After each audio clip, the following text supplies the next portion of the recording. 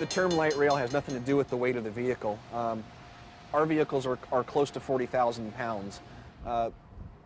Light rail actually refers to the fact that we have shared right-of-way in certain places with a car. We have the right-of-way, plain and simple. Basically, because we can't stop this big heavy train fast. We're not rubber on asphalt, we're steel on steel. Not a lot of friction there. From my personal experience, the leading cause of an accident between a car and a light rail vehicle is people being unaware of where they are. They don't know that the train is there. They don't know the train is coming.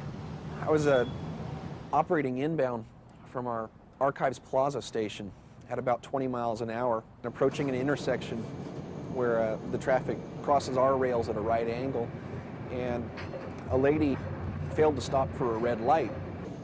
She saw the red light just in time to come to a screeching halt directly on my tracks right in front of me. I knew there was no way I'm going to be able to avoid her. I went into full emergency brakes, and I braced myself for the impact.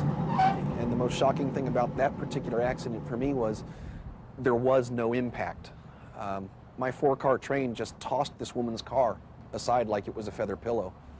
But that was just sheer terror. I took a week off from work just to recover from the emotional impact of it. It's still with me. I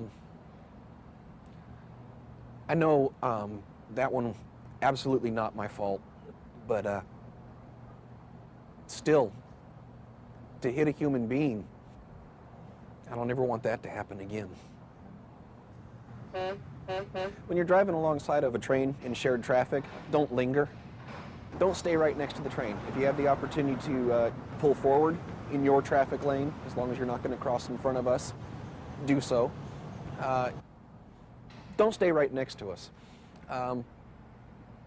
We've got a close to a 400-foot-long train here, and we can't always see what's right next to us from our mirrors.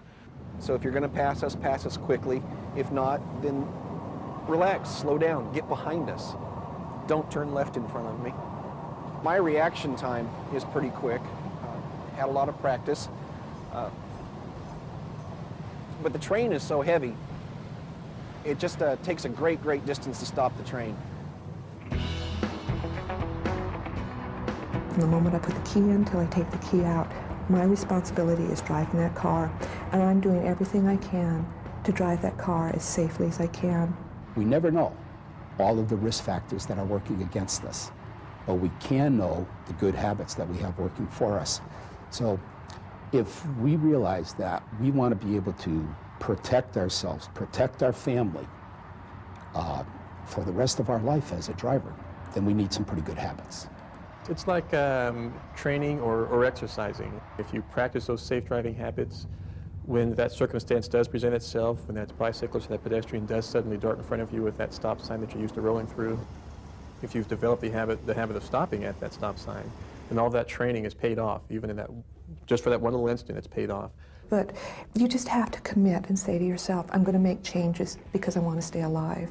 And just do it. And one of the things I do is I sit down and say, okay, here's a goal and what I'm going to change about the way I drive. The payoff for any one of these habits is that we're going to have control over the situation. And in life, when we have control, we have less stress. And we're not going to be victimized by our bad habits or by somebody else's bad habits. So it's going to make our day a lot better and the quality of our life a lot better by having these habits. But it has to be there every single time. Every single time.